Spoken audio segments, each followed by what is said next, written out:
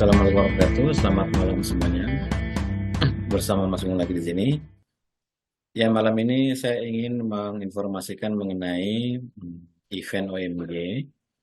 Ya, mungkin ini adalah event yang pertama kali dengan topik yang seperti ini. Event apa? Biar lebih jelasnya, saya akan langsung masuk pada PowerPoint.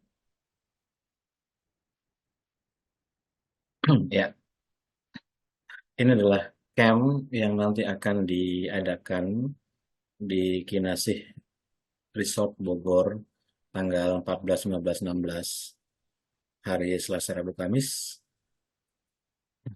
Materi yang diberikan pada camp ini adalah cukup unik, yakni materi yang berhubungan dengan kanker, meliputi pencegahan, rehabilitatif, berarti pemulihan ya, peningkatan kualitas hidup, ini berarti paliatif, dan target kesembuhan.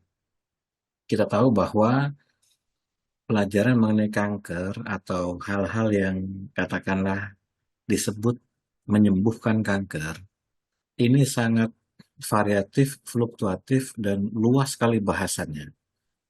Seseorang tidak bisa mengklaim bahwa tekniknya adalah yang paling baik untuk penyembuhan kanker. Tidak bisa. Karena akan ada selalu keberhasilan dan kegagalan di dalamnya. Maka yang bisa kita lakukan sebagai upaya untuk menuju kesembuhan dari kanker adalah mencari, dan mencari. Atau bahasa Jawanya mersudi. Berusaha mencari untuk terus-menerus mendapatkan pengetahuan, kumpulkan sedikit demi sedikit, sabar, kumpulkan lagi, sabar. Ya memang ini akan kejar-kejaran dengan waktu, khususnya bagi mereka yang sedang diuji dengan kanker sudah stadium 4 dan pergerakannya tinggi.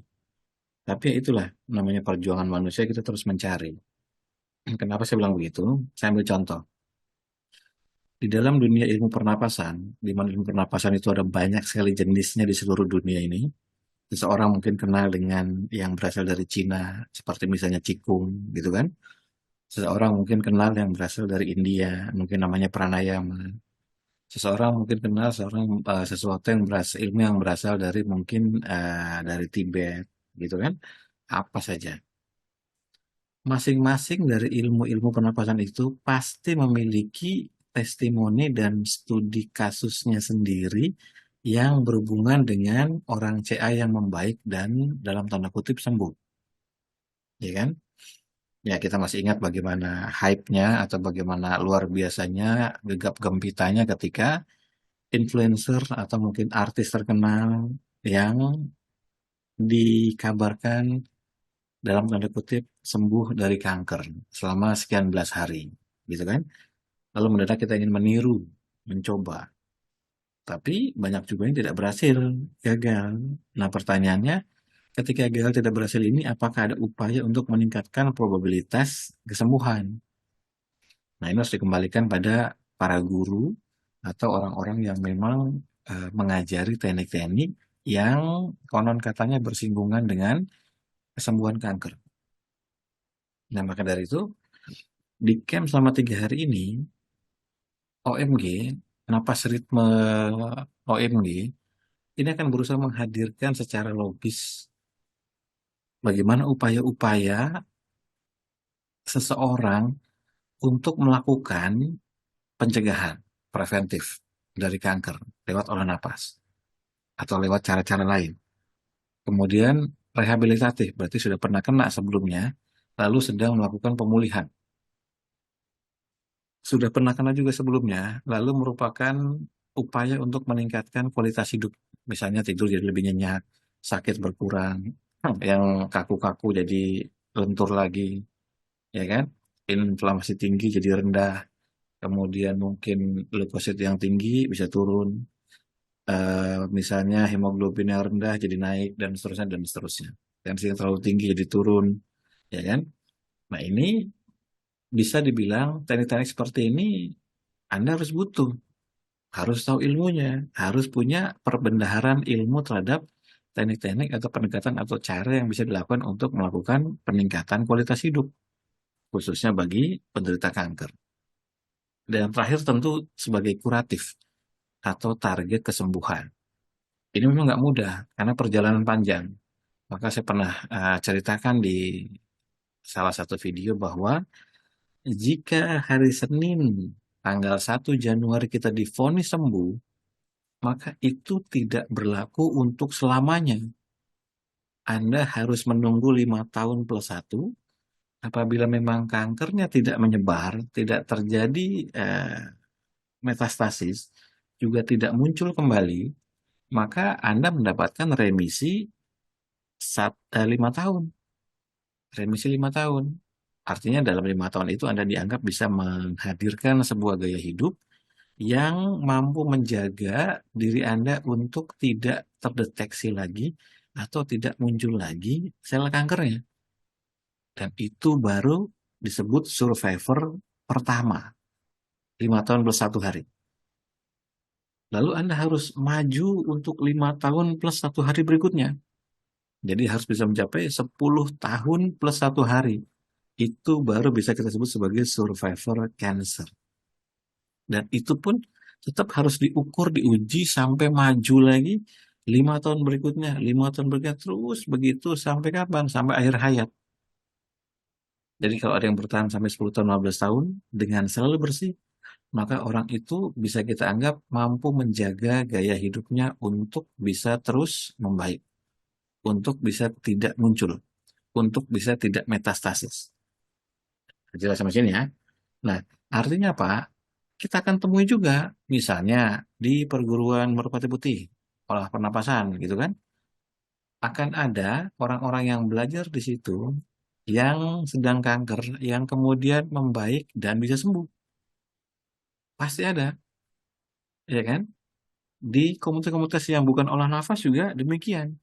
Di dunia ketofastosis, di dunia ketogenik, di dunia carnivore diet, di dunia vegetarian, di dunia food combining, dan seterusnya. Pasti Anda akan jumpai orang-orang yang membaik atau mungkin sembuh mendapatkan remisi panjang. Nah, maka intinya adalah Anda harus kumpulkan pengetahuan sebanyak-banyaknya, pelajari ilmunya secara rinci, selengkap mungkin, sedetail mungkin, hingga lahir keyakinan berdasarkan wawasan kecerdasan. Dasarnya itu. Oke, maka dengan dasar itu, berdasarkan pengalaman OMG membuat kelas khusus kanker dengan peserta ratusan dan puluhan pasien-pasien privat yang sudah membaik, yang sudah mengalami remisi, yang remisinya sudah lebih dari 5 tahun, kita ingin coba berbagi pada para peserta. Nah, kita akan lihat rundown materi M 3 harinya. Nanti dari rundown ini saya akan detailkan.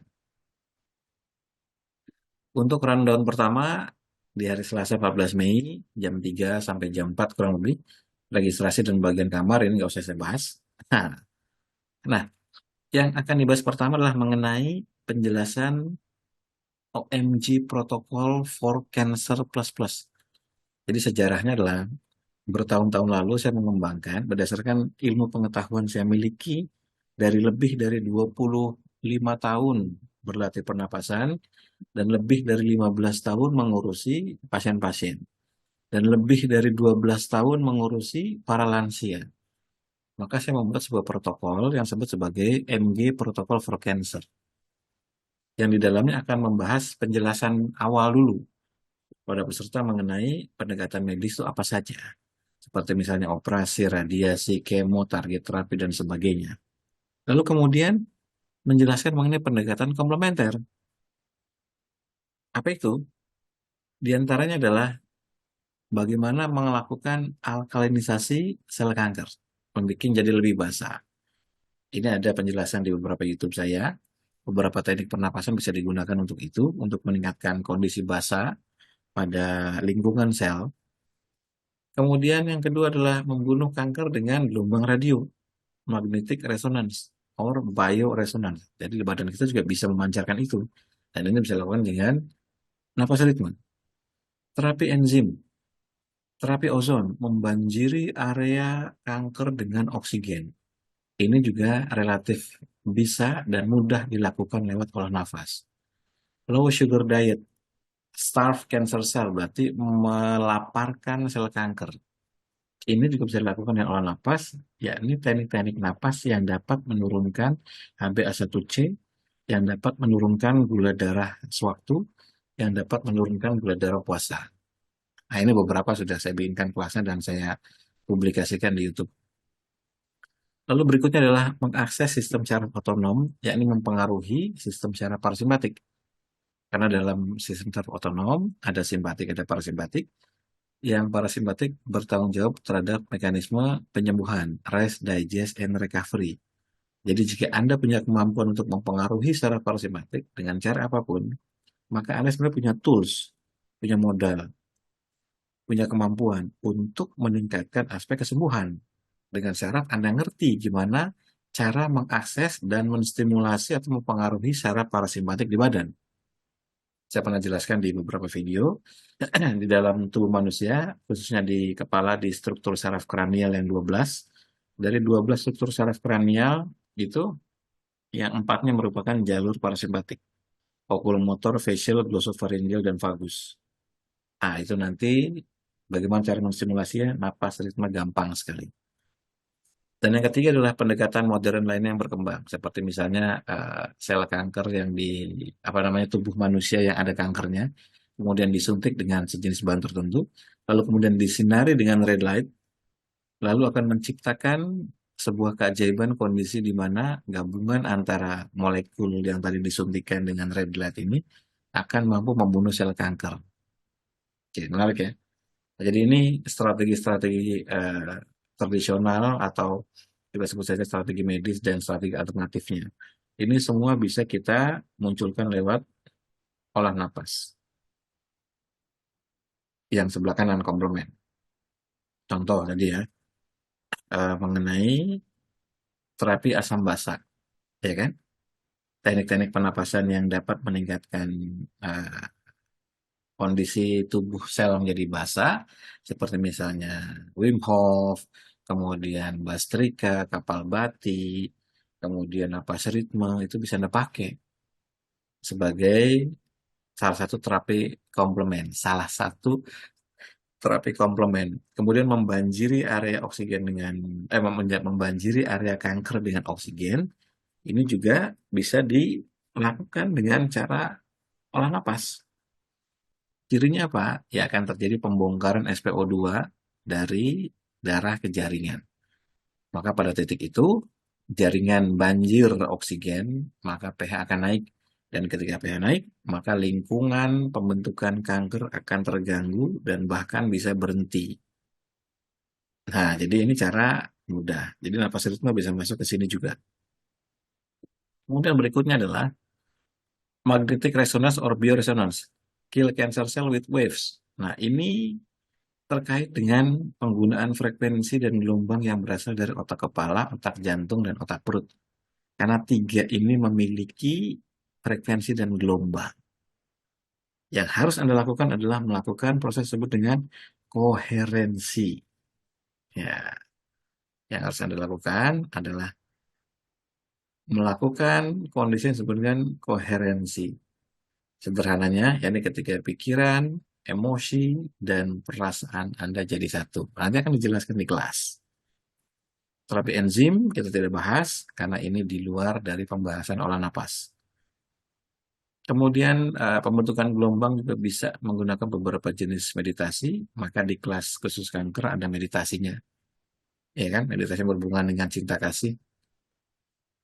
Kenapa? Karena ketika seorang itu memunculkan sebuah perasaan yang keluar dari jantungnya, maka jantung akan melakukan komunikasi dengan otak dan seluruh tubuh dalam 4 cara.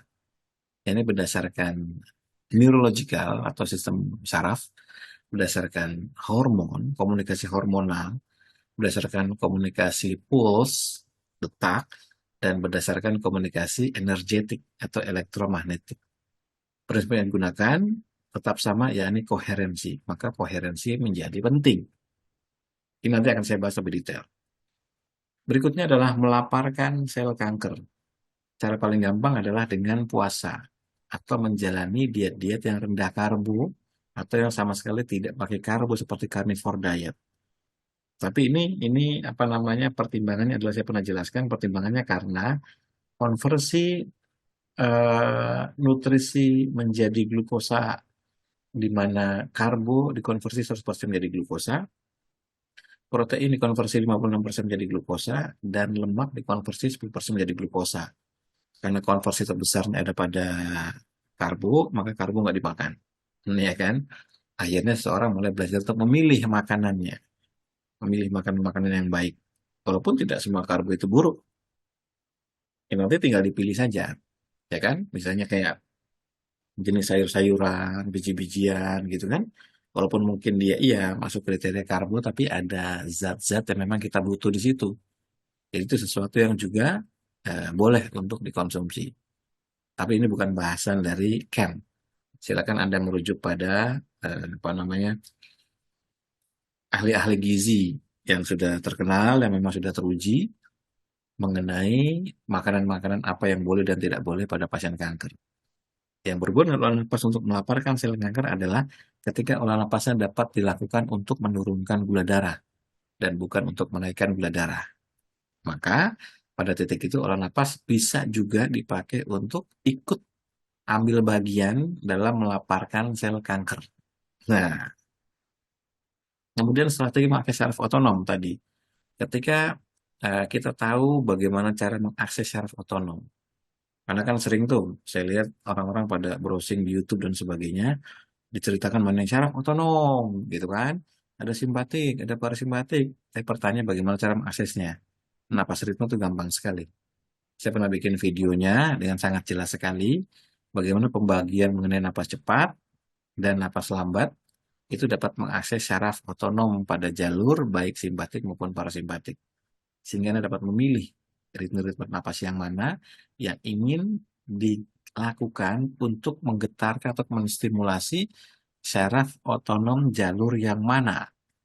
Nah, seperti itu. Karena masing-masing jalur itu bisa distimulasi secara berbeda. Nah, berikutnya seperti protein lining, ini juga masuk pada aspek cold exposure juga. Bagaimana tubuh Anda didera dengan dingin, yang kemudian direspon dengan memunculkan hormon anti nyeri, antivirus, antibakteri, sampai anti kanker. Protein seperti HSP, heat shock protein, yang lahir dari dicelupnya tangan, atau bagian badan ke es, itu dapat memiliki properti anti kanker. Selain itu, latihan es juga bermanfaat untuk meningkatkan kekuatan fokus, meningkatkan HRV, dan juga termasuk di dalamnya adalah meningkatkan jumlah mitokondria atau mitokondria biogenesis. Ini pembahasan mengenai uh, hari pertama di sore hari, yakni yang berhubungan dengan MG Protocol for Cancer. Nanti terkait di dalam itu akan ada teknik-teknik yang berhubungan dengan memudahkan tidur, teknik-teknik pernapasan yang berhubungan dengan menurunkan gula, teknik pernapasan yang berhubungan dengan naikin HRV dan sebagainya. Ini adalah MG Protocol for Cancer yang dulu saya develop, saya bangun, saya kembangkan, yang sudah memiliki banyak bukti pasien-pasien. Anda bisa lihat apa namanya video testimoninya di YouTube saya. Nah, berikutnya kita akan lihat apalagi materinya. Di jam 5 sampai jam 8, sampai jam 6. Jam 5 sampai jam 6, peserta akan belajar pemahaman napas ritme fundamental. Jadi orang-orang yang langsung belajar teknik tanpa dia ngerti bagaimana pondasi dari teknik itu, biasanya akan bingung sendiri nantinya, akan kacau. Karena menganggap bahwa solusi olah napasnya itu hanya sebatas teknik yang kalau di OMG itu bentuknya sudah MP3, hanya sebatas rekaman-rekaman audio sekali. Jadi banyak orang yang menganggap bahwa oke, saya udah ikut kelas A, saya udah tahu materinya, itu ada rekamannya, itu ada MP3-nya, maka dianggap itu sudah mewakili obat. Nah, ini kekeliruan. Itulah kenapa sering saya bilang Anda harus lengkapi dengan pemahaman fundamental. Karena pemahaman fundamental itu pemahaman basic yang ini akan menjadi pembuka wawasan gitu. Kalau fundamentalnya nggak kokoh, fundamentalnya nggak bagus, pondasinya nggak bagus, maka suatu rumah akan mudah untuk goyah, bimbang, hingga akhirnya Anda merasa, saya kok udah latihan audio-audio di kelas kanker, Mas. Tapi kok nggak sembuh-sembuh, nggak membaik, bosen juga rata-rata, bosen juga lama-lama. Dengerin suaranya Mas Agung. Lagi-lagi tarik, buang gitu kan. Akhirnya jadi capek sendiri. Itulah kenapa nanti kita akan ringkaskan praktek napas ritme fundamental untuk kebutuhan perbaikan kanker. Loh bagaimana kalau misalnya saya nggak kanker mas? Saya ikut, boleh nggak? Boleh, nggak ada masalah. Karena sebagai preventif atau pencegahan. Jadi Anda akan belajar shortcut-shortcut untuk masuk pada bioritmik, gelombang alfa, main power, kepekaan dasar, hingga ke resonansi dan vibrasi. Kenapa? Karena ini dibutuhkan untuk mereka yang sedang diuji dengan kanker. Kalau yang enggak, ya nggak apa-apa juga sebagai pengetahuan untuk pencegahan. Jadi di dalam fundamental napas ritme, nanti akan belajar mengenai shortcut-shortcut yang berhubungan dengan bioritmik, gelombang otak, main power, kepekaan dasar, resonansi, dan vibrasi. Karena itu nanti saling nyambung, saling nyambung. Nah, kemudian di jam setengah 7 kurang lebih, sampai jam 9, ya, sampai sesi di hari itu akan diakhiri, kita akan belajar mengenai resonansi dan vibrasi. Resonansi dan vibrasi yang akan kita angkat adalah mengenai heart brain atau otak jantung dan penggunaannya. Dan ini akan menjadi topik yang dibahas besoknya di hari Rabu dan besoknya lagi di hari Kamis. Dengan total latihan paling tidak mencapai 9 jam. Tapi nggak 9 jam beruntun. Pertama kita pahami dulu potensi tiga otak. Jadi dari brosur kelas khusus kanker yang OMG publikasikan, itu ada kalimatnya di situ. Bagaimana memahami potensi tiga otak. Ya kalau misalnya di kelas khusus kanker Anda nggak ngerti sama sekali potensi tiga otak itu apa aja, ya harapannya adalah ikutlah di camp ini. Nanti akan dijelaskan potensi apa yang lahir dari otak kepala atau head brain, potensi apa yang lahir dari otak jantung atau heart brain, potensi apa yang lahir dari otak perut atau good brain, dan potensi apa yang lahir dari sinkronisasi antar otak tersebut. Kita nyebutnya koherensi. Jadi misalnya koherensi antara otak kepala dan otak jantung. Nah, bahasan yang pertama akan diperdalam di kelas khusus kanker adalah, di camp khusus kanker adalah mengenai heart brain atau otak jantung dan kenapa otak jantung ini penting dalam kesembuhan. Saya akan membedah intisari studi jurnal 500 peer review dari Institute of HeartMath. Nanti saya akan jelaskan kenapa kita harus pakai hal-hal seperti ini. Kita harus pakai pemahaman dari Institute of HeartMath. Karena gini, hal-hal yang abstrak, spiritualitas misalnya begitu, itu kemudian bisa dilakukan oleh siapa saja.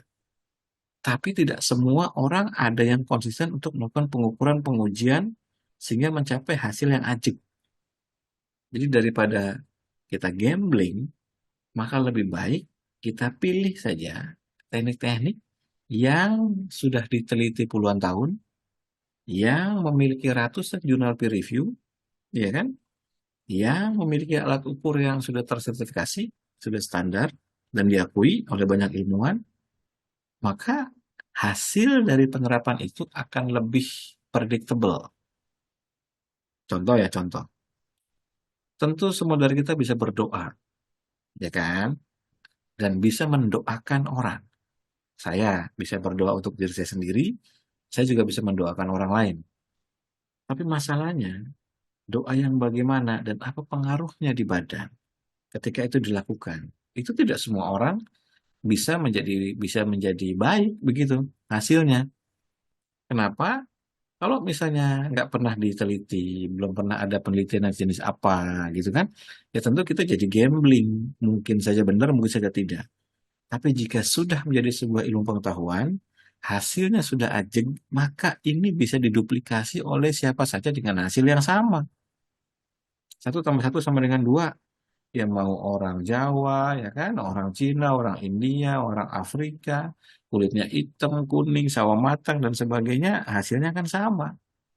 Nah, dasarnya itu. Jadi kita akan menggunakan rujukan ini yang membuat kita yakin dan sangat yakin bahwa ini akan punya manfaat bagi pasien kanker. Nanti saya akan jelaskan. Lalu ada pelajaran mengenai memahami lintasan pikiran dan lintasan perasaan. Nah, ini saya menggabungkan antara konsep tradisional dengan modern. Nanti kita akan lihat. Kemudian memahami perbedaan relaksasi dan koherensi untuk anomali sel.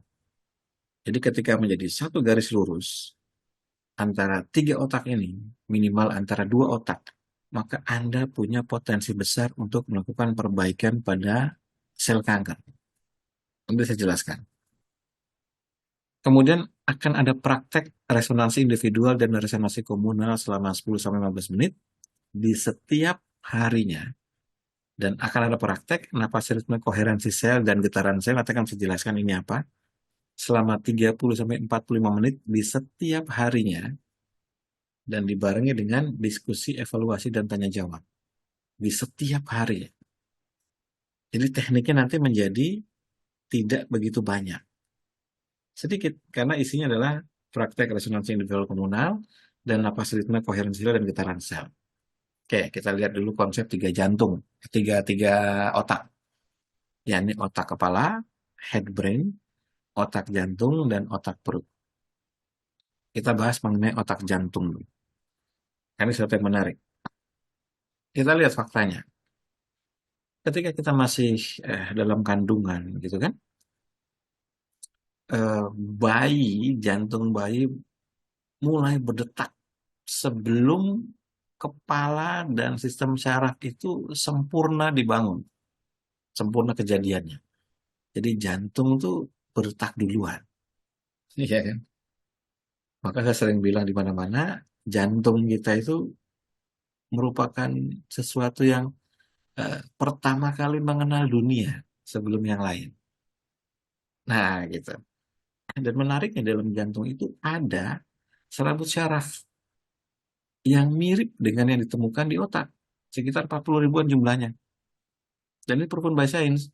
Sudah ada peer review-nya, sudah ada jurnalnya, sudah ada gambar fisiknya. Iya.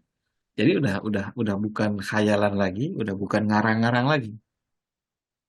Nah, antara tiap otak, kita ambil contoh antara otak jantung dengan otak kepala, itu otak jantung mengirim sinyal ke otak itu 9 kali lebih banyak dibandingkan dari otak ke jantung. Jadi lihat, luar biasa sibuknya jantung dalam mengirimkan sinyal, ya kan?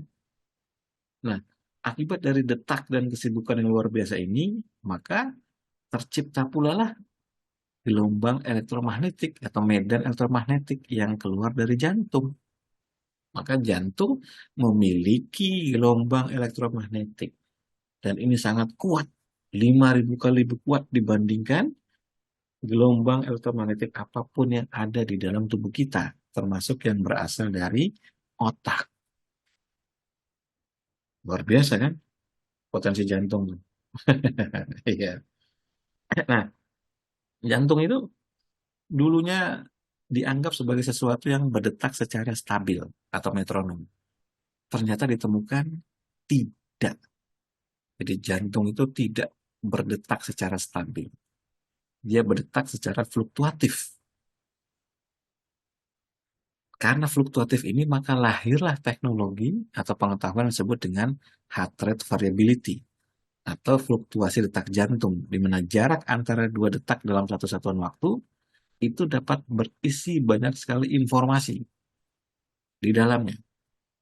Nah, konsep entrainment dapat dijelaskan bagaimana jantung bertindak sebagai konduktor atau pengarah nada, ya kan? Ya kalau kita lihat sebuah orkestra gitu kan, di depannya ada konduktor gitu kan, maka dia dipakai untuk mengarahkan seluruh pemain biola, gitar, penyanyi dan sebagainya agar ngikutin bagaimana si konduktor ini kemudian eh, melakukan aksinya. Nah, jadi jantung itu merupakan organ atau bagian yang memiliki kemampuan untuk mengirimkan nada atau ritme yang terkuat. Nanti organ-organ lainnya ngikut apa kata jantung kita, ya kan? Nanti organ lainnya ngikut. Nah, HRV atau heart rate variability ini sesuatu yang bisa memberikan kita gambaran bagaimana kondisi diri kita, badan kita, yang dilihat dari sudut pandang jarak antara 2 detak dalam satu satuan waktu. Nanti di sini akan bisa menilai apakah dia masuk pada kriteria simpatik atau parasimpatik. HRV terkait dengan interaksi jantung dengan otak dan fungsi syaraf otonom. Jika nilai HRV-nya makin tinggi, maka kesehatannya makin membaik. Apa keuntungannya jika HRV-nya makin tinggi? Kita akan lihat. Maka orang-orang dengan HRV yang makin hari atau makin minggu makin membaik, dia memiliki banyak sekali manfaat. Banyak sekali manfaat. Fisiknya lebih baik, tidur lebih baik, relaksasi lebih baik, penyembuhan lebih baik. Ya, itu semua terukur dengan perjalanan HRV. Sebaliknya, mereka yang memiliki HRV yang rendah, itu biasanya apa? Gampang depresi, gampang lelah, dikasih WA, baca, suruh baca tulisan panjang, males, apa sih ini? Malah jadi kesal, gitu kan. Ini pasti selain dari masalah psikologis, mungkin HRV-nya Anda rendah. Sehingga ketika suruh baca tulisan-tulisan panjang, video-video agak panjang, Anda males, lalu mendadak jadi emosi, marah, merasa tidak mampu, gitu kan. Kenapa orang lain bisa saya enggak? Oh, semacam-macam. Depresi jadinya. Kemudian memiliki keterbatasan untuk beradaptasi. Dan yang paling utama, HRV bisa jadikan sebagai indikator untuk melihat masalah-masalah penyakit yang ada di badan. Saya lihat di sini jurnalnya. Ini pernah saya bahas juga secara secara khusus ya di video yang terpisah. Ini hanya review saja. Jadi jurnalnya bahwa HRV itu dapat dilihat sebagai indikator, biomarker terhadap resiko semua kematian dan kejadian kardiovaskular. Ya kan? Di meta-analisis kelihatan di sini. Mereka yang memiliki HRV yang rendah akan berpotensi 112 dan 45% resiko yang tinggi dari sebuah penyebab kematian dan kejadian kardiovaskular secara berturut-turut. Luar biasa kan? Ya, maka dari itu eh, di Institute of HeartMate, HRV ini dipakai untuk mengetahui seberapa jauh Anda melakukan koherensi antara jantung dengan otak. Kita lihat, ini singkat-singkat saja. Prognosis pada kanker. Ya, jadi kita lihat sini, HRV dipakai untuk melihat prognosis pada kanker. Mereka yang nilai HRV tertentunya itu seperti SDNM-nya di atas sekian tinggi, maka dia probabilitas survivalnya menjadi lebih tinggi, alias dia hidup lebih lama. Nah, ini semua pengukuran berdasarkan HRV. Ada yang dari 24 jam, ada yang 10 detik, ada yang 5 detik, ada yang 5 menit, ada lagi yang 5 menit, ya kan? Ini semua pengukuran-pengukuran, ada yang 20 menit. Nah, jadi luar biasa. HRV ini potensinya. Nah, ini skor Ewing, ini saya udah jelaskan, ini saya hanya review saja.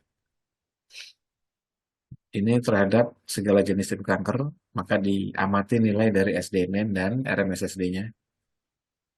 Dilihat juga bisa dari SDANN dan rasio LFHF.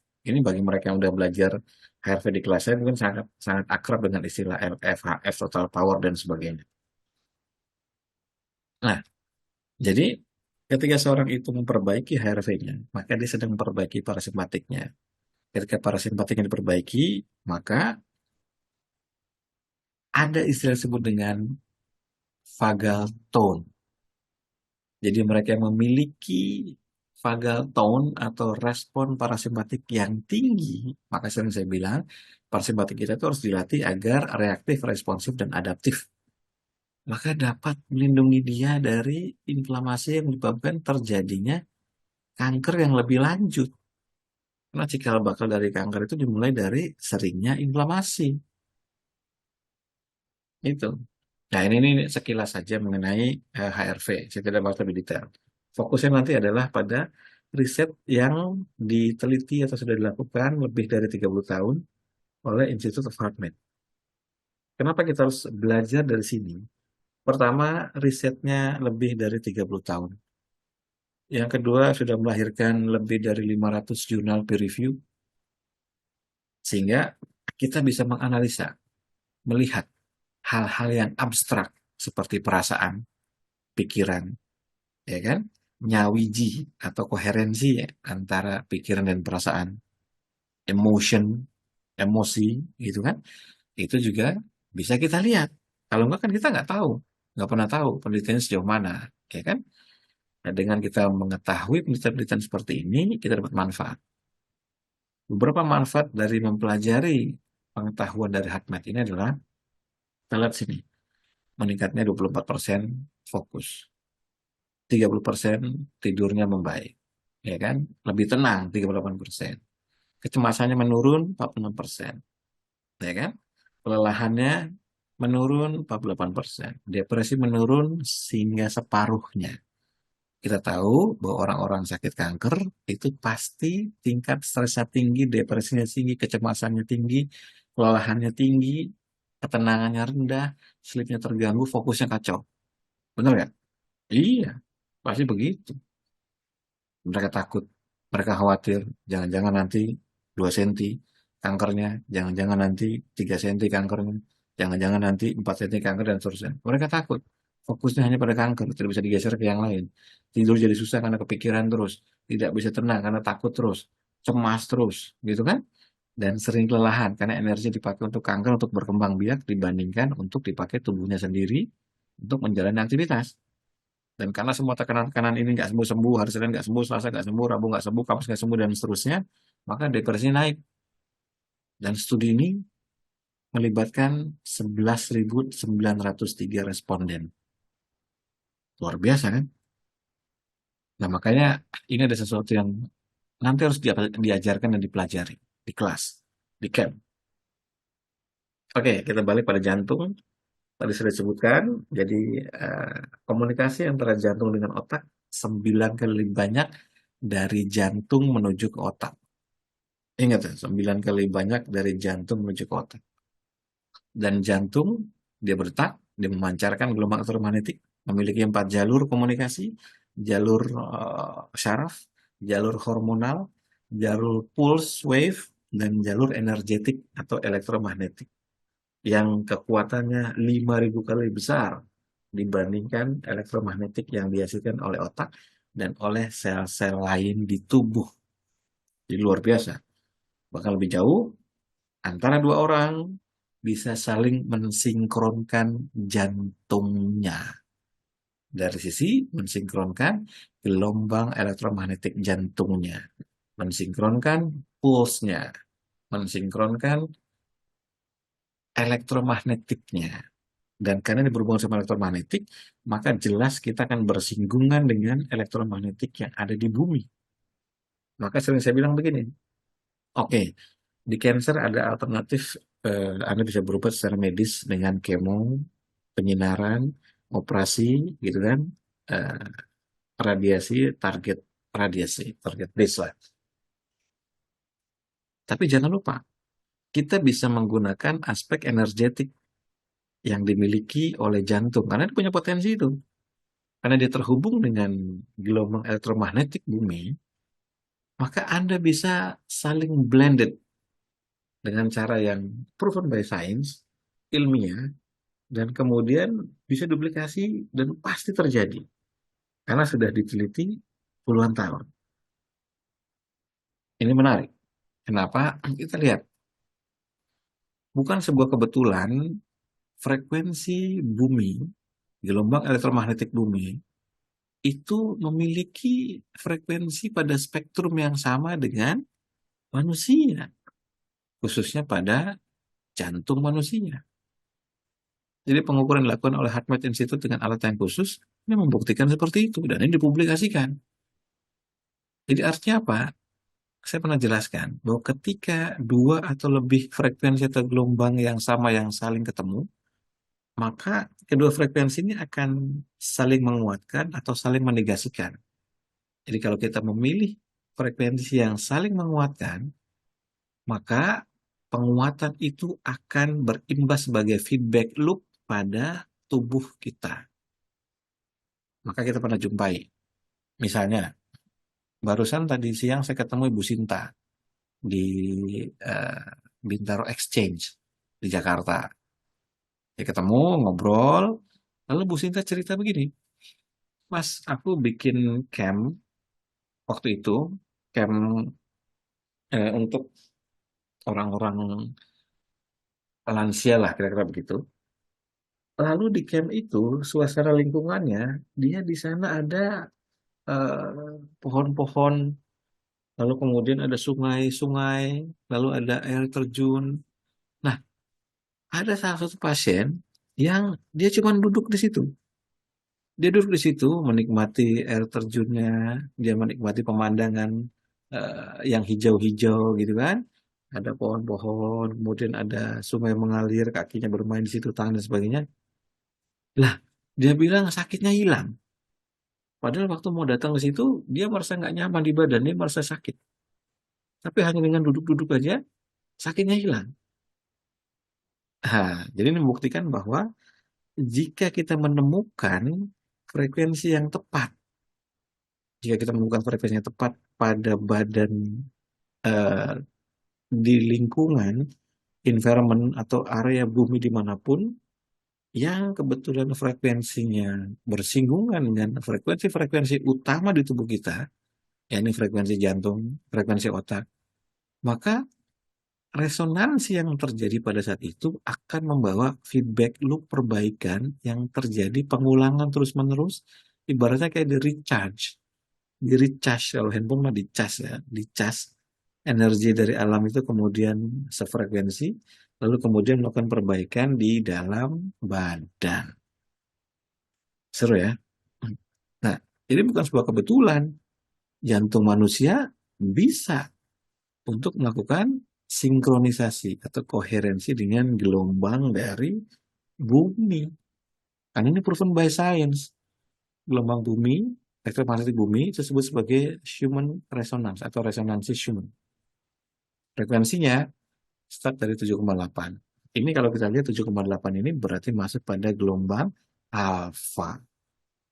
Jadi ketika otak kita di dalam materi kelas fundamental gelombang alfa betul-betul bisa dikondisikan untuk masuk dan stabil terus-menerus pada alfa, itu akan terjadi cerita seperti pasiennya Bu Sinta itu, yang cuma duduk saja di suatu tempat, ya kan? Mendadak kemudian pikirannya tercerahkan, segar lagi, plong lagi, hatinya tenang, badannya bersemangat lagi, bertenaga lagi, sakitnya hilang. Kenapa? Karena terjadi resonansi di situ antara gelombang elektromagnetik yang ada pada area itu dengan gelombang elektromagnetik yang ada di kepalanya, di otaknya, yang frekuensinya sama, yakni di alfa, kemudian di jantungnya. Maka kalau di kelas fundamental itu, saya menekankan berkali-kali, termasuk Mas Andi juga menekankan, pentingnya memahami gelombang otak alfa untuk menjadikan dia sebagai strategi sebelum melakukan aktivitas lainnya yang berhubungan dengan penyembuhan. Karena kalau nggak alfa, maka Anda tidak bersinggungan dengan human resonance ini, dengan semua kebaikan-kebaikan bumi ini nggak bersinggungan, dengan energi-energi positif di bumi nggak bersinggungan. Maka dibikin alfa dulu, dasarnya itu. Nah, jadi kita lihat sini, penelitian dari HeartMath ini, HeartMath Institute ini. Ini kelihatan bagaimana orang-orang kemudian disuruh melakukan sinkronisasi, koherensi. Ya ternyata bisa. Nah, nanti di camp kita akan ajari peserta bagaimana cara membangun keadaan koheren antara otak yang ada di tubuh kita semua. Jadi otak jantung, otak kepala, otak perut. Dengan dominan pelajaran pada otak jantung. Kenapa? Karena dia, satu, memiliki jumlah mitokondria yang lebih banyak dibandingkan otak-otak yang lain atau sel-sel yang lain. Yang kedua, memiliki tingkat energi yang lebih banyak, lebih besar, 5.000 kali besar dibandingkan otak kepala. Yang ketiga, bisa melakukan intercept, pembajakan terhadap otak yang lain. Maka, belajar mengenali potensi jantung untuk melakukan koherensi terhadap yang lain, ini akan punya peluang untuk meningkatkan kesembuhan hingga masuk pada level ajaib. Saya ngomongnya harus pelan-pelan, karena sangat berhati-hati. Iya. Kenapa? Ya, keajaiban diciptakan, dibentuk, dibangun dari sisi aspek kemanusiaan, dari sisi aspek manusia, itu dari jantung. Nah, nanti dijelaskan di sana. Nah, jadi ketika Anda berhasil mengatur pernapasan, berhasil mengkondisikan HRV, berhasil mengkondisikan hal-hal yang lain yang nanti dijelaskan di sana, maka ketika terjadi koherensi, maka semua jadi ikut. Ingat prinsip tadi konduktor, ya kan? Di mana orang yang memimpin orkestra, yang kemudian menggerakkan, dia harus mengatur begini dan begitu, maka semua pemain akan mengikuti keinginan dari dia. Jadi ketika kita memandang tubuh sebagai orkestra dan jantung sebagai yang mengorkestrasinya, maka apapun yang dipilih oleh jantung ada, jika berhasil dipilih yang koheren, maka pemain-pemain yang lain akan ikut secara otomatis. Nah, kita lihat sini. Pada detak jantung yang sama, antara 60 sampai 90, jika dia tidak koheren, maka kurva grafiknya jelek, kacau acak. Jadi ada gangguan pada tampilan. Ini disebut sebagai inkoherensi. Sebaliknya, ketika berhasil dibuat koheren, maka dengan detak jantung yang sama 60 sampai 90, jantung ada mengirimkan sinyal ke seluruh tubuh, lalu akan ditangkap oleh seluruh tubuh sebagai perintah instruksi untuk melakukan sesuatu. Nah, dulu pernah ditanya, Mas, itu kan ada tulisan positive emotion, berarti positive thinking maksudnya gitu kan, atau positive feeling gitu kan. Ada appreciation, menghargai, oke, saya menghargai diri saya sendiri, saya menghormati dan sebagainya. Ada rasa cinta, oke, saya cintai badan saya sendiri, saya sayangi gitu kan, saya peduli. Tapi kok saya nggak bisa ngerasain apa-apa? Saya nggak bisa ngerasain rasa-rasa itu. Appreciation saya nggak bisa rasain, love saya nggak bisa rasain, care nggak bisa rasain. Itu problemnya apa? Nah, nanti saya bahas detail di camp beserta dengan solusinya. Sehingga nanti Anda jadi bisa tahu, bisa mengerti, dan mengenali rasa dari masing-masingnya itu. Karena masing-masing punya frekuensi spektrum yang berbeda. Nanti dijelaskan. Harapannya tujuannya adalah saat tercipta heart coherence. Koherensi dari jantungnya dulu, yang nanti kemudian dia akan memerintahkan atau menyebarluaskan instruksi ini melalui syaraf otonom, mengalir semua parasimpatik, lalu terjadi sinkronisasi, berurutan, stabil, dan harmoni. Maka mendadak Anda merasakan perubahan yang luar biasa. Sebaliknya, jika tidak koheren, maka detak jantung menjadi irregular, kacau, tidak beraturan. Maka antara simpatik parasimpatiknya menjadi berjalan tidak beriringan atau out of sync, tidak sinkron. Gampangnya begitu. Kalau tidak sinkron, ya berarti masalah. Anda akan lemah, lesu, lemes, malas, depresi, orangnya sensitifan, gampang marah, gitu kan? Nanti kita perbaiki. Nah, kemudian konsep resonansi komunal individual juga kita akan perbaiki di sana. Jadi selama camp, semua akan saling mensupport. Maka dari itu saya nggak pengen banyak-banyak. Karena kalau banyak-banyak tuh agak-agak puyeng juga. Jadi paling saya batasi 10-15 orang aja lah. Berapapun, 5-10 orang jalan. Karena ini masalah frekuensi hati saja. Jadi kalau yang bersepakat, yang bersepaham dengan dasar teorinya, ingin tahu, ingin merasakan, ingin mengenali, mungkin sebagai tambahan pengetahuan, atau ketika mencari segala sesuatu di luar sana nggak nemu-nemu kesembuhan, nggak dapat-dapat, barangkali camp ini akan menjadi jalan pengetahuan dan jalan kesembuhan bagi Anda. Siapa tahu? Karena kita bahas sesuatu yang logis, kita bahas sesuatu yang saintifik, kita pun masuk ada spiritualitas, tetapi juga ini yang saintifiknya, yang dapat diulang, ajeg dengan hasil yang sama, mau Anda percaya atau tidak. Sama kayak saya kasih contoh begini. Ketika seorang itu tarik 5 buang 5, maka frekuensinya pasti 0,1 Hz. Frekuensi yang harus terjadi adalah 0,1 Hz. Entah Anda orang beragama, entah Anda orang ateis, entah Anda orang nggak pedulian, orang masa bodoh, orang skeptis, orang yang yakin, pasti ketika tarik 5 buang 5, tarik 5 buang 5, tarik 5 buang 5, frekuensinya 0,1 Hz. Pasti segitu. Ya kan? Sama juga, jantung Anda tetap akan berkomunikasi dengan 4 jalur, yakni syaraf, hormonal, puls, dan energetik. Ada elektromagnetik di situ. Anda mau percaya mau enggak, mau ateis, mau beragama, mau senang, mau susah, mau apa, pokoknya Anda mau yakin mau enggak, jantung Anda memancarkan gelombang elektromagnetik yang 5.000 kali lebih kuat dibandingkan gelombang elektromagnetik yang dipancarkan oleh otak Anda.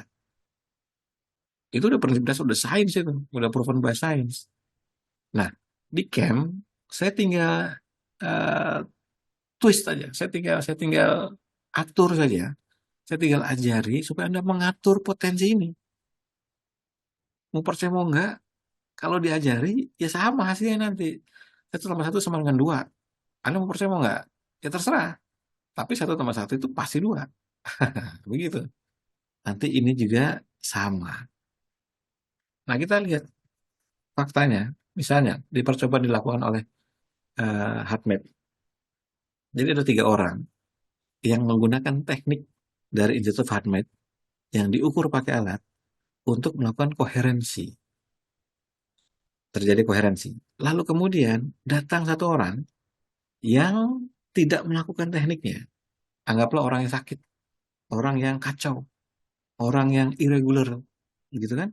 Orang yang eratik, wah, orang yang ruwet lah, gampangnya begitu. Yang nggak sembuh-sembuh. Lalu mendadak ketika dia masuk pada ruangan yang sama, di mana 3 orang itu sedang melakukan koherensi, maka ketika diukur pakai alat, mendadak jantung dia, otak dia menjadi koheren, mengikuti 3 orang itu. Seru kan? Bahkan cukup hadir saja di tempat di mana orang-orang sedang melakukan koherensi, Anda dapat manfaat. Ini proven by science. Saya pernah mendengar dari guru saya, udah lama sekali, udah lama sekali. Jadi guru saya bilang begini, bukan guru silat kan. Kalau ada kisah begini. eh, ada orang hadir di sebuah pengajian, ada orang hadir pengajian. Udah pasti kalau orang hadir pengajian, dia mendengar, menyimak dan sebagainya pasti dapat pahala, gitu kan? Lalu ada orang lain lagi, katakanlah si A, dia datang ke pengajian, lalu ada si B ini pengen nyari si A, lalu dia tahu si A ada di tempat pengajian, maka kemudian si B ini datang ke tempat si A yang ada di tempat pengajian. Cuman datang aja, hanya karena pengen ketemu sama dia, pengen cuman duduk. Nah pertanyaannya dapat pahala nggak? Ya kan? Nah, guru saya bilang, ini secara pakai bahasa bahasa anekdot lah, bahasa bahasa santai. Jadi ceritanya malaikat tuh komplain, protes sama Tuhan ya. Tuhan, yang dapat pahala itu ya si A. Karena dia punya niat untuk datang secara sadar dan sengaja ke pengajian, maka dia layak dapat pahala. Lalu kata Tuhannya gini, loh, aku tuh maha pemurah, maha pengasih dan penyayang. Dia si B itu, walaupun cuma temennya, yang niatnya cuma pengen nemuin si A, mungkin lagi utang, mungkin apa gitu kan. Dengan luasnya besarnya karuniaku, kata Tuhan tuh, Us tak kasih dia ampunan, tak kasih dia pahala yang sama seperti si A. Walaupun dia cuman datang mampir. Dan ini proven by science. Bertahun-tahun kemudian, dulu saya nganggap kisah guru saya itu lucu. Saya bilang, guru, ini betulan, ini betul kisah nyata. Guru, kok cuman datang gitu aja dapat pahala? Nggak adil dong. Kata guru saya, ya adil enggaknya bukan urusan kamu. Kan Tuhan pemiliknya. Terserah dia nentuin keadilannya mau kayak apa. Kalau dia bilang bahwa yang datang cuman nengok temennya aja dapat ampunan, dapat pahala, ya suka-suka dia. Tapi faktanya, keyakinannya begitu. Ya kamu mesti terima. Ah, dulu kayak gitu tuh, ini dogmatik ya. Tapi bertahun-tahun kemudian, melihat percobaan ini, melihat penelitian ini, saya sangat terkejut. Ternyata ya itu, cuman datang aja, nggak ikut latihan, nggak ikut menjalankan tekniknya, mungkin cuma nongkrong di dalam ruangan ya, ya kan? Nongkrong dalam ruangan di mana tiga orang itu sudah melakukan koherensi, katakanlah begitu. Nah, maka si orang ini dapat manfaat. Dan ini juga ada penelitian dari Universitas Maharishi, disebut sebagai Maharishi Effect. Jadi 1% dari populasi di sebuah kota disuruh bermeditasi yang diniatkan untuk membentuk positive feeling agar orang-orang tidak berbuat jahat di kota itu. Maka orang-orang di kota itu tingkat kejahatannya menurun. Lalu duplikasi di tempat lain, tingkat kejahatannya juga menurun.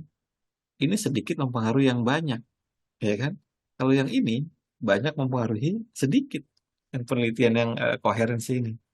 Jadi akhirnya saya jadi senyum-senyum waktu melihat percobaan ini, penelitian ilmiah ini. Ketika saya baca jurnalnya, guru saya bener. Tapi baru baru saya bisa nangkepnya belasan tahun kemudian. Iya. Kalau dulu saya ketawa-ketawa aja. Bahwa alah masa sih guru, orang cuman nengok temennya di pengajian, kok dikasih pahala, dikasih ampunan. Kata guru saya, ya itu terserah Tuhan lah.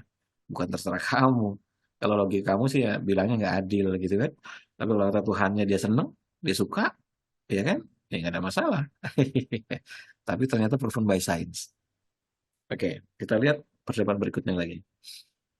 Ini direkam percobaannya, ada jurnalnya di ResearchGate. Itu gimana antara Josh, anak laki-laki, dan Mabel, anjingnya. Kita lihat di sini, ketika dia dipisahkan oleh ruangan yang berbeda, belum terjadi koherensi.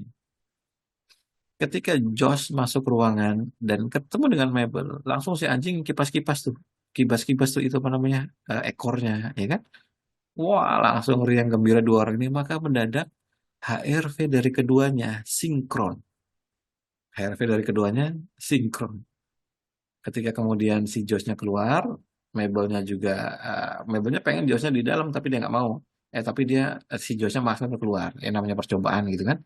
Ternyata kacau lagi. Tapi ketika berkumpul berdua sinkron. Nah, tadi siang saya ngobrol sama Bu Sinta. Bu Sinta, nanti kita akan bikin event untuk pasutri, pasangan suami istri, yang terukur. Maksudnya gimana, Mas? Yang terukur. Kan Bu Sinta pengen terukur kan, sebagai seorang saintis, kadang-kadang begitu, psikolog kan juga saintis kan. Mestinya kita bisa ukur sesuatu yang bisa kita lihat secara angka gitu kan, secara kuantitatif juga, selain kualitatif, itu kecocokan antara pasangan. Nah, ketika mereka berdekatan, ketika mereka berduaan, maka saya bilang, ini percobaan ini membuktikan bisa begitu. Pakai HRV bisa untuk melihat kecocokan dan saya bisa pernah buktikan ini. Wah, menarik nih Mas. Seru nih. Ayo kita ngobrol. Nanti kita ngobrol lagi. Nanti kita akan bikin pengumuman dalam waktu dekat setelah nanti rampung semua materi segala macam.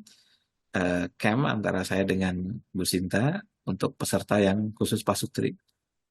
Kita akan melihat bahwa teknologi bisa dipakai untuk mengetahui tanpa orang itu harus ditanya dan ngaku. Karena pasti nggak bakal ngaku, ya kan? Tapi teknologi bisa mengetahui. Oke, bagian terakhir. Sudah 1 jam nih, nggak kerasa kan? Kita akan belajar teknik-teknik yang eh, dikeluarkan oleh Institut Fahrenheit yang sudah teruji dan terbukti. Proven by science. Spiritualitas yang proven by science. Feeling atau rasa yang proven by science. Emotion yang proven by science. Di antaranya adalah shift and lift technique. Ini salah satunya. Ada apa lagi nanti kita akan belajar beberapa teknik seperti misalnya shift and lift, quick coherence, hard lock in, freeze frame, dan cut through. Ini sih kelihatannya bahasa-bahasanya membingungkan, aneh. Tapi nanti ketika dijelaskan di camp, wah ini seru sekali. Ternyata, oh itu tuh maksudnya. Oh ini ternyata bisa kayak gini ya.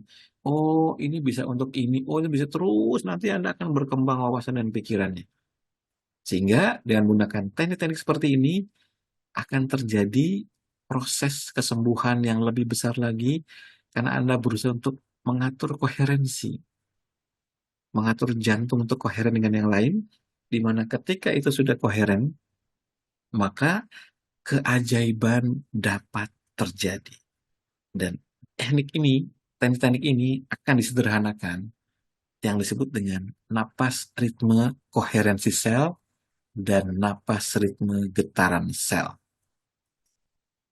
Jadi pastikan kalau Anda tertarik dengan penjelasan ini, ikut di workshop, ikut di camp Bogor tanggal 14, 15, 16 Mei. Dan jangan bilang bahwa saya baru mengumumkan. Sudah saya publikasikan sering. Dari sebulan lalu. Dari 2 bulan lalu. Sudah saya informasikan. Mungkin barangkali Anda belum baca, maka detailnya kurang lebih seperti ini.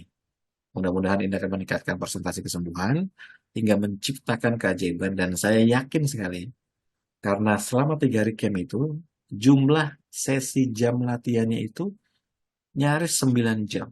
Bahkan mungkin bisa lebih dari 9 jam secara total ya. Dan jangan bilang bahwa ini mas lama sekali latihannya. Satu saat saya pernah begini. Ini kenyataan, ini kenyataan. Ketika ada sebuah peserta, ada seorang peserta yang bertanya, ini mengenai 9 jam ini, karena baru saya posting tadi kan, tadi sore apa tadi siang. Mas, ini 9 jam apa nggak kelamaan? Saya bilang 9 jam itu untuk 3 hari, Ibu. Jadi sehari rata-rata mungkin anggaplah 3 jam, Ibu. Wah, lama ya. Lalu saya lihat ibu ini ada di grup Senci. Lalu saya bercanda, Ibu, Ibu kan ada di grup Senci. Ibu tahu nggak kalau di grup Senci itu sehari itu harus 5 jam latihannya? Lalu dia ketawa, hehehe, iya tahu mas. Tapi ya lama. Ya itulah. Jadi ibu ingin meniru Titik Puspa yang sembuh dari kanker, di mana dia latihan sehari 5 jam. Tapi ibu nggak mau meniru durasi latihannya yang dipersyaratkan sama gurunya. Ya nggak jadi, Bu. Sama OMG, kita bisa korting. Tapi kita nggak pakai teknik senci ya. Kita bisa korting 3 jam sehari. Itu pun nggak langsung beruntun. Dipecah-pecah. Ada 30 menit, 30 menit, 30 menit, 30 menit, 30 menit, 30 menit gitu kan. Ada yang 45, 45, 45, sehingga totalnya mencapai kurang lebih 3 jam. Itu. Jadi mesti akan terjadi perbaikan. Apalagi ini tekniknya proven by science. Ada penelitian jurnalnya. Bisa ditanya jawab, bisa dibaca, bisa dilihat jurnalnya. Kemudian ada alat ukurnya. Gitu. Pasti hasilnya akan lebih baik. Maka ini yang saya ingin angkat dan bawa pada ibu dan semua peserta yang akan hadir nanti di camp 3 hari khusus kanker ini sebagai pengetahuan baru. Jangan jangan apa namanya menutup diri, harus open minded. Jika itu ilmiah, saintifik gitu kan, pelajari, cari ilmunya. Barangkali ini akan menjadi potongan puzzle pengetahuan yang selama ini bikin Anda bingung.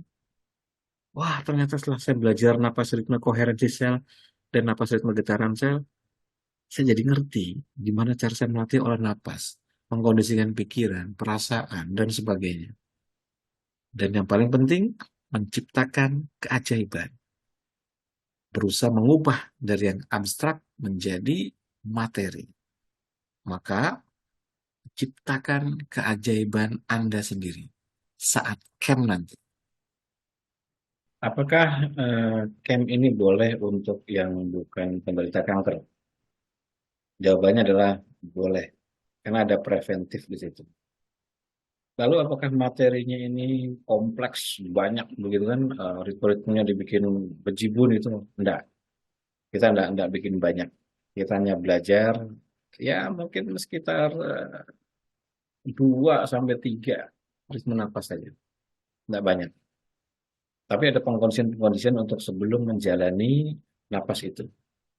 Karena napasnya berhubungan dengan koherensi, maka harus beres dulu yang ada dalam pikiran dan ada dalam perasaan.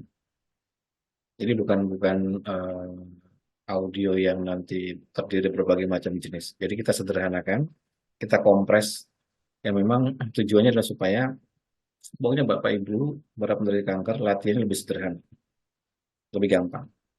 Nanti selesai camp dipandu 3 bulan, 1, 2, 3, dipandu 3 bulan dengan materi khusus ini. Jadi materinya mungkin agak agak sedikit berbeda ya dengan yang di kelas khusus kanker. Di kelas khusus kanker itu menjalani eh, audio-audionya itu, materi-materinya yang di kelas khusus kanker yang selama ini berjalan via Zoom itu menggunakan MG Protocol for Cancer yang dari edisi beberapa tahun lalu. Dan itu pun hasilnya pun sudah banyak yang merasakan manfaat. Nah, yang di camp ini baru kita akan rilis yang berdasarkan penyesuaian terhadap riset yang dilakukan oleh Institute of HeartMath tadi.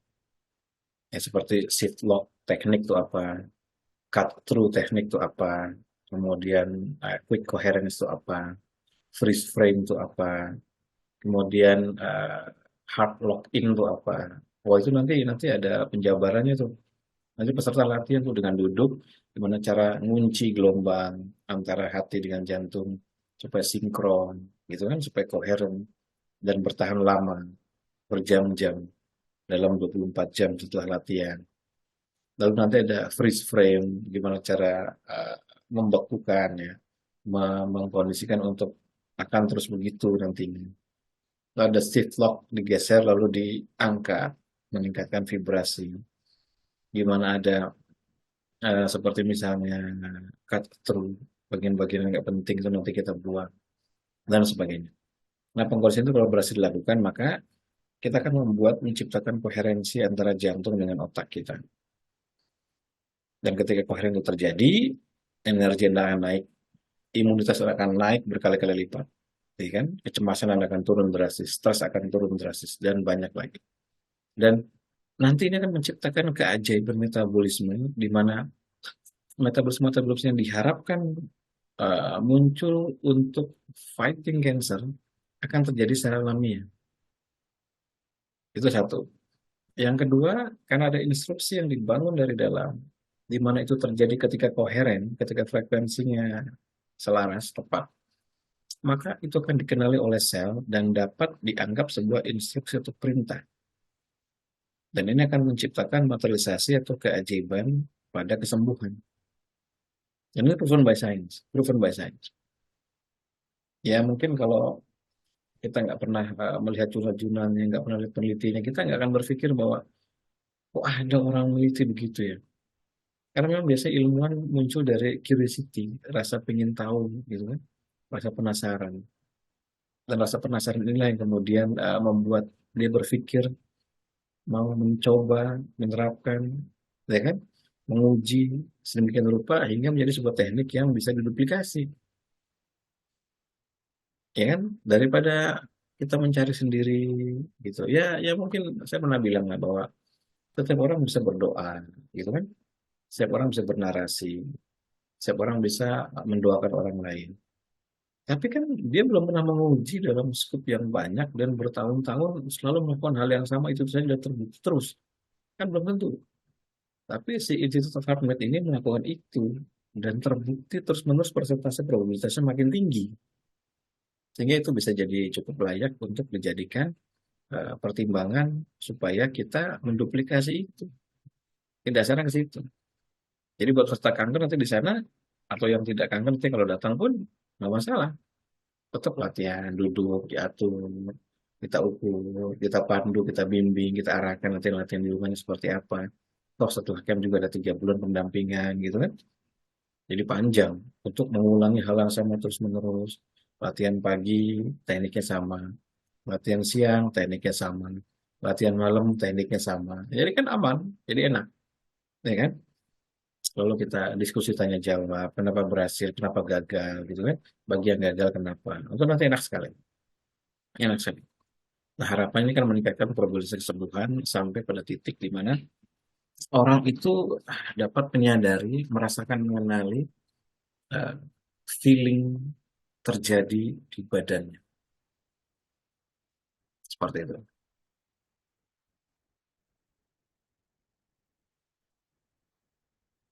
Bersama Mas Munggung, sampai ketemu di camp khusus kanker OMG. Assalamualaikum warahmatullahi wabarakatuh. Selamat malam semuanya.